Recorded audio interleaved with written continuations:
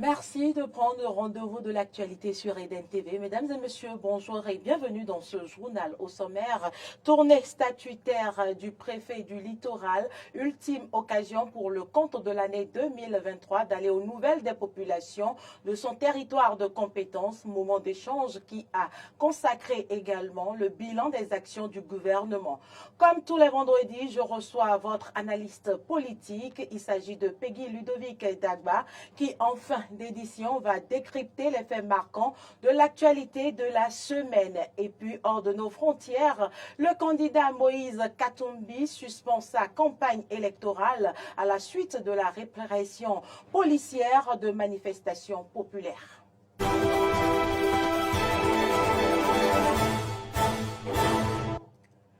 Merci pour l'attention. Je l'annonçais dans les titres. Deuxième étape de la tournée statutaire du préfet du littoral. Elle s'est déroulée hier à la maison des jeunes d'Agla. Grand moment d'échange au cours duquel les actions du gouvernement de la rupture pour le développement de la ville de Cotonou ont été passées au pays fait. Reportage. Au-delà d'un habituel moment d'échange, c'est à un moment de vérité que autorités préfectorales, acteurs de la gouvernance locale et administrés du 7e au 13e arrondissement de Cotonou se sont adonnés. De nombreuses préoccupations relatives à la sécurité, à la santé, à l'éducation, au manque d'emploi et à la construction des infrastructures visant un réel développement de la ville de Cotonou ont été posées par les chefs d'arrondissement, les femmes, les jeunes, les sages à travers leurs représentants. Pour répondre à toutes ces préoccupations, le préfet Alain Oronla, en abordant point par point les nombreuses actions concrétisées par le gouvernement de la rupture, a su convaincre les populations du grand travail qui est abattu. L'étape d'aujourd'hui, qui est une étape exaltante, nous a permis de faire le point des acquis du programme d'action du gouvernement, tel que décliné dans le département du littoral, qui est celui qui a le plus bénéficié des actions et des œuvres du gouvernement et de son chef.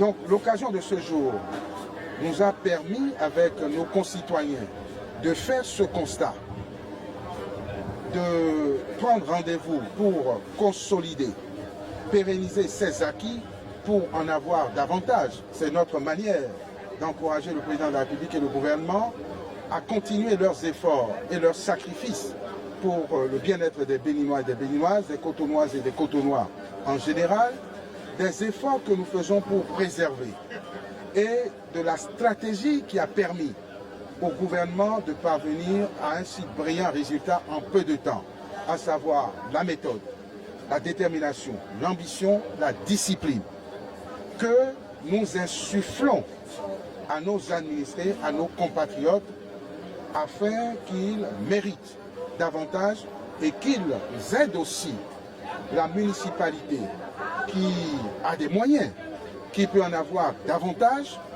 de prendre le relais. Un bilan élogieux au vu des nombreuses actions déjà menées et en cours de réalisation pour définitivement épargner la ville de Cotonou des affres de l'inondation. Toutefois, s'il est salué, des attentes restent à combler.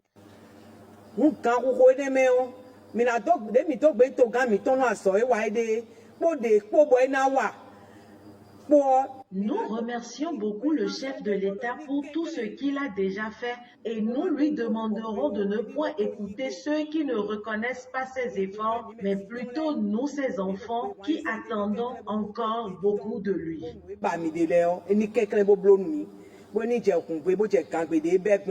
voudrais également saisir cette solennelle occasion pour remercier du fond du cœur le président Patrice Talon et les membres de son gouvernement pour les nombreux projets réalisés et en cours de réalisation dans notre arrondissement.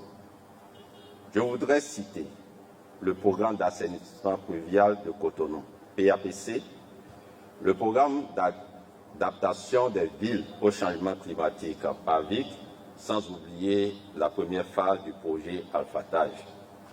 Cette visite statutaire annuelle du préfet Alain Oronla est placée sous le sceau du sursaut patriotique, raison pour laquelle ce dernier a invité les populations et leurs dirigeants au niveau local à promouvoir les valeurs telles que la morale, le travail bien fait, le dévouement et l'intégrité.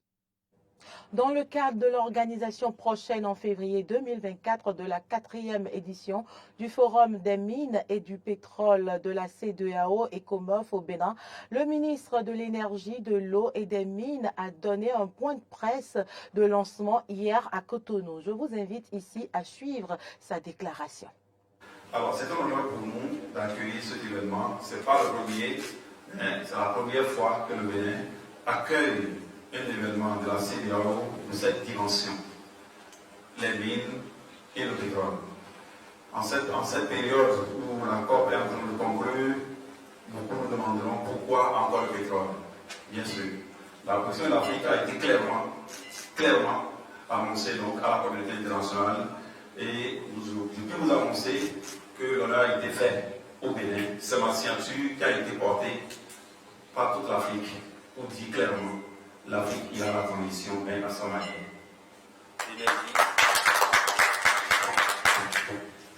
Pour l'Afrique, l'énergie est une nécessité de vie et nécessité pour le développement. Donc on ne saurait aller à la transition énergétique comme les autres pays, les plus gros producteurs.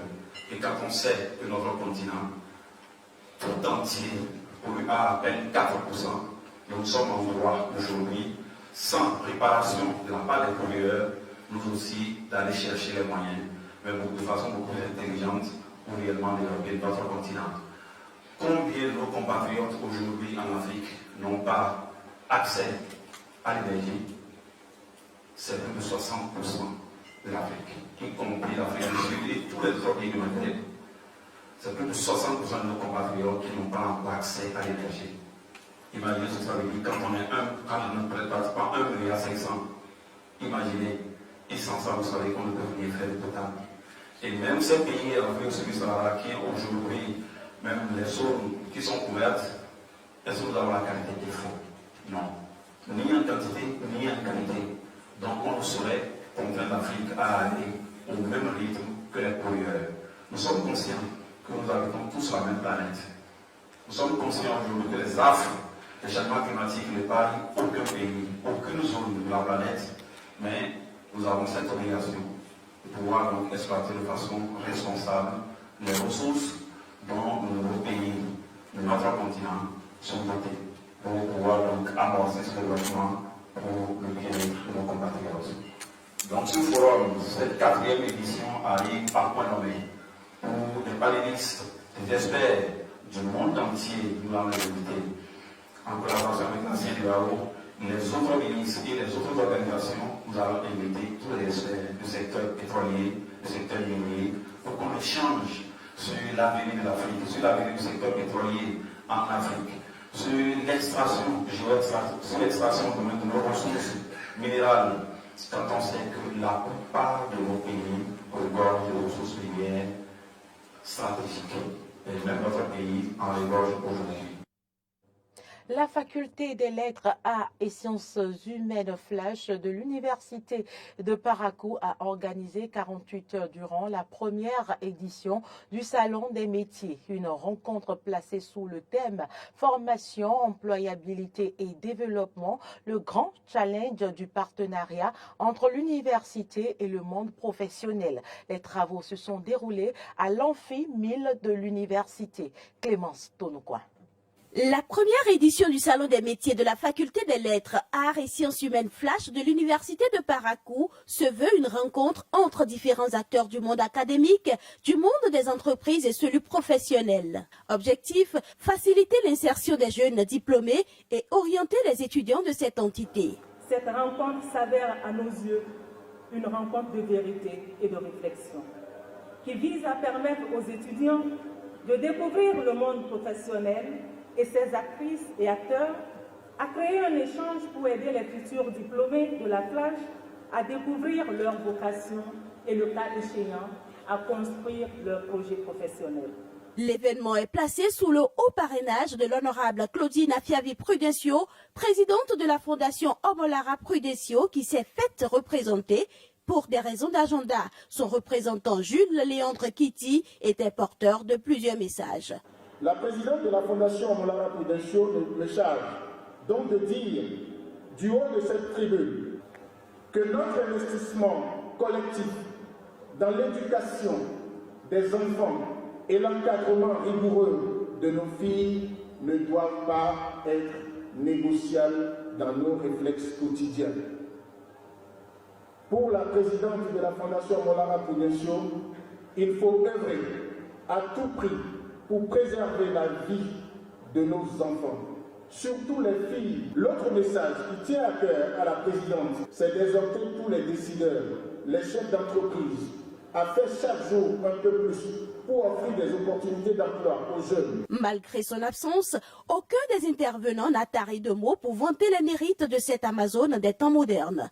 Claudine Afiavi Prudencio, une femme de grande valeur qui s'illustre par sa grande efficacité dans la discrétion.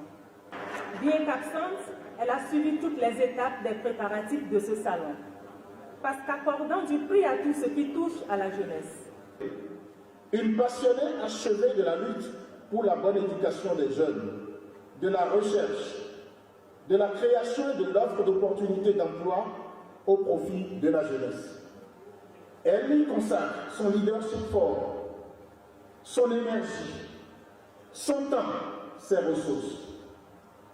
Oui, femme leader, opératrice économique, experte internationale, elle est formatrice et mentor pour beaucoup de jeunes femmes ici au Bénin et à l'international.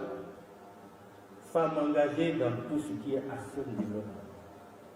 Nous pouvons garder d'elle le centre d'intérêt. Un engagement pour tout ce qui est autonomisation de la femme et de l'enfant. Et un autre centre d'intérêt, une femme engagée dans l'éducation. Le recteur de l'université de Parakou, représentant la ministre de l'Enseignement supérieur et de la Recherche scientifique, un bon père de famille, a prodigué aux étudiants quelques conseils. Si j'ai un conseil à vous donner, chers étudiants, c'est de vous demander de cultiver la curiosité, l'adaptabilité et la persévérance. Saisissez donc chaque opportunité qui s'offre à vous pour acquérir de nouvelles compétences afin d'élargir vos horizons. Pour ma part, l'événement de ce jour est pour vous, étudiants bien sûr, une belle occasion d'apprentissage et d'inspiration. Et je vous encourage vivement à accorder une attention particulière aux expériences qui seront partagées par les précieux alumni, car je veux bien croire que les exemples concrets qu'ils vous donneront vont alimenter votre réflexion quant à votre propre avenir professionnel. Les partenaires du salon ont installé des stands pour montrer à la communauté universitaire leurs offres. Et puis ce journal se poursuit, ce sera avec Peggy Ludovic Dagba. Il est analyste politique, rédacteur en chef des deux médias, Eden TV, Diaspora FM. Bonjour Peggy. Bonjour Carole Olaye, bonjour chers amis téléspectateurs. Merci d'être là. Merci à vous de me recevoir. Alors, un seul sujet au menu de ces discussions, le vote du budget exercice 2024. Quelle lecture en fait? Carole Olaye, c'est le sujet qui tient le haut du pavé en matière d'actualité depuis la semaine dernière. Souvenez-vous, c'est vendredi dernier que les députés ont doté la nation béninoise de la loi des finances exercice 2024, c'est-à-dire, en termes clairs, que le pays pourra fonctionner et faire exécuter les dépenses publiques dans le sens du développement, dans le sens des prévisions par le gouvernement, à partir donc de cet outil-là qui est très important, qu'est le budget qui a été voté. Et ce budget, selon la Constitution, est voté par l'Assemblée nationale. Il est voté en équilibre, évidemment, par rapport aux dépenses et par rapport, aux recettes. Alors, vous l'avez dit, les députés ont voté cette loi des finances avec, je crois, 81 pour, 27 contre, 82 pour, 27 contre. Tout à fait. Voilà un peu les statistiques qu'on peut faire de ce vote qui est intervenu. Les 27, ils viennent donc du parti des démocrates. Les démocrates qui donc est de l'opposition. Alors, on va me dire qu'il y a pourquoi l'opposition est allée contre, alors que cette même opposition a eu à voter pour le rapport général. Ça, c'est l'élément surprenant. Parce que, eh bien, techniquement, ils ont participé aux amendements, aux travaux en commission, où ils ont fait des propositions. Et des propositions qui ont été prises en compte. Vous avez entendu les députés de la mouvance présidentielle choqués, comment dire, par l'attitude des démocrates, s'emporter et par conférence de presse, dénonciation par-ci par-là. Et bien sûr, on dénonçait la chose, ont annoncé quand même qu'ils ont pris part aux travaux en commission, où ils ont fait des amendements qui ont été pris en compte.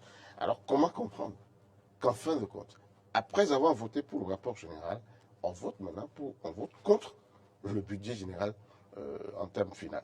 Je crois que c'est un jeu politique qui s'est passé.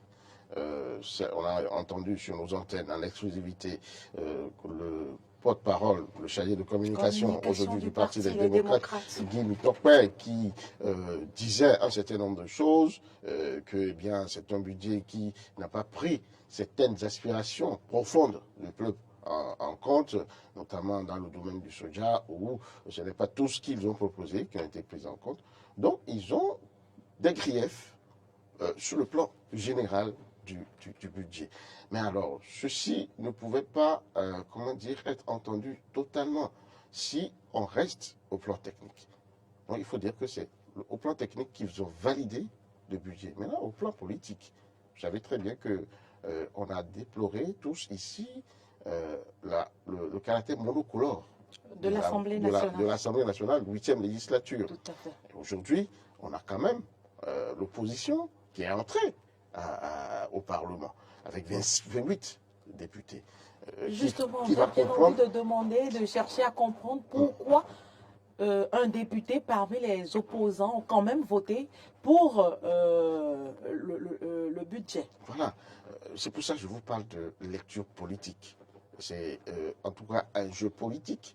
Tout ce qui se passe là est à mettre sous le coup de la politique, malheureusement entendu chez nous comme étant le terrain sur lequel tout est permis. Vous savez, les hommes politiques passent leur temps à se donner des coups. Et on ne peut pas comprendre, par exemple, qu'il y ait eu une consigne pour une discipline de groupe et quelqu'un s'en isole et fasse ce qui peut être propre à ses intérêts. Est-ce que cela augure de quelque chose de positif pour l'avenir? Écoutez, ou vous êtes, comment dire, démocrate, ou vous ne l'êtes pas. Tout simplement, c'est ce que j'ai envie de vous dire.